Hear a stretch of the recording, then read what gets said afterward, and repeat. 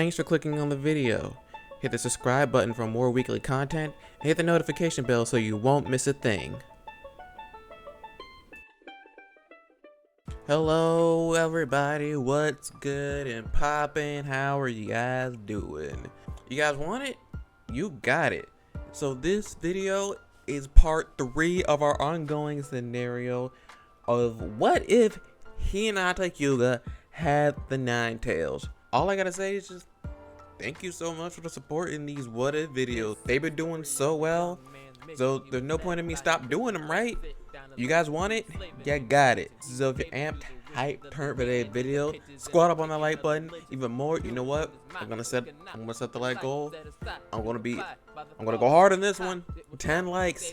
I'm putting it out there. So let's get 10 likes, and without further ado, let's get into the video. Due to Hinata being a jinchuriki of the 9 tails along with Naruto, the storyline has shown quite a few differences than the original. Aside from the two being considerably more skilled, other changes include Naruto graduating from the academy early, as well as Hinata defeating Neji in the preliminary match of the Chunin exams. This change is arguably the biggest thus far, and the effects of that are going to be discussed further in today's video. Following Hinata's victory, the rest of the Chunin exam proceeds as normal, including the fight between Rock Lee and Gaara. The genin who won their fights are all told to meet back in 1 month to take part in the final match. Like before, Naruto needed someone to train him, and it seemed like Ibisu was his only option. In the original, Naruto's issue at this point was improper chakra control, exerting more than he needed.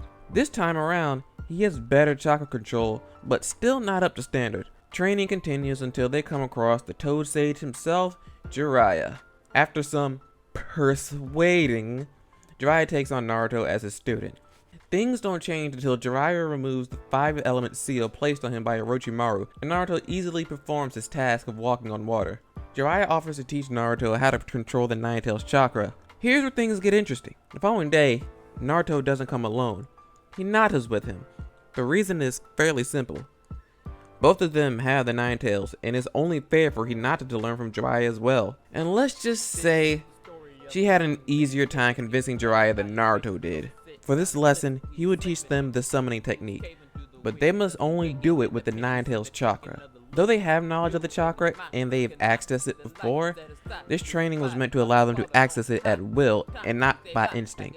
After both signed the summoning contract and depleted their own chakra reserves, Naruto and Hinata attempted to summon a frog just like Jiraiya. Like in the original story, Naruto is only able to summon a tadpole. Hinata, on the other hand, will be able to successfully summon a frog. Now, it's nowhere near the size of Gamabunta, but she was able to pull it off. Here's why.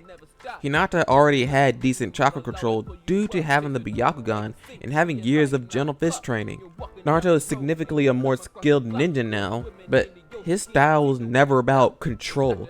He's always charged in with an explosive offense, often going overboard. For him, this training is going to be more or less the same, while Hinata will focus more on summoning bigger and bigger frogs, accessing more of the fox's chakra. Fast forward several weeks, and by this point, all Naruto could barely muster was a small toad, even smaller than the one Hinata had first summoned. By this stage, Hinata was able to bring about toads the size of a fully grown man. Jiraiya even allowed her to go off alone at times, to allow her to apply that training to her gentle fist. Some of you might know where I'm going with this, but stay tuned to find out. Like before, Naruto literally had to be pushed to the brink of death in order to truly get access to the chakra and to summon Gamabunta. Before we continue, let's go over the past events. Naruto's progress is only slightly better than before, since this training focuses on something he still needed improvement on. He's stronger when it comes to raw skill, but his technical skills still need polishing. Obviously, the biggest improvements come from Hinata. Now as a student of Jiraiya, she not only has much better chakra control, but also a new useful technique under her belt. And with this new relationship with the Toad Sage, she will only get stronger from here. Now a full month has passed and the first match of the finals is about to begin. And I'm sure you all know the first matchup. Naruto versus Sasuke. It's Naruto and Hinata. Of course, Hinata was a little nervous having to go against someone she admired and looked up to, but Naruto smiled at her and simply told her to do her best and to not hold back. Both of them trained super hard to be where they are, so it's only fair for the both of them to try and win. Hinata shook off her nerves, gave him a smile back, and readied herself for this fight. And what better way to end than to leave it at a cliffhanger? I'm going to leave a poll right here because you guys are going to decide what happens next. So, who will win this fight between the two young jinchurikis? Naruto or Hinata? Vote in the poll, and in the next part, we'll see just where the story goes. Thanks everybody for tuning in and watching this part and watching this video. Please hit that like button. Again, 10 likes, that's the goal. And I will see you guys in the next video. Thanks for watching. Like, comment, subscribe. Bye.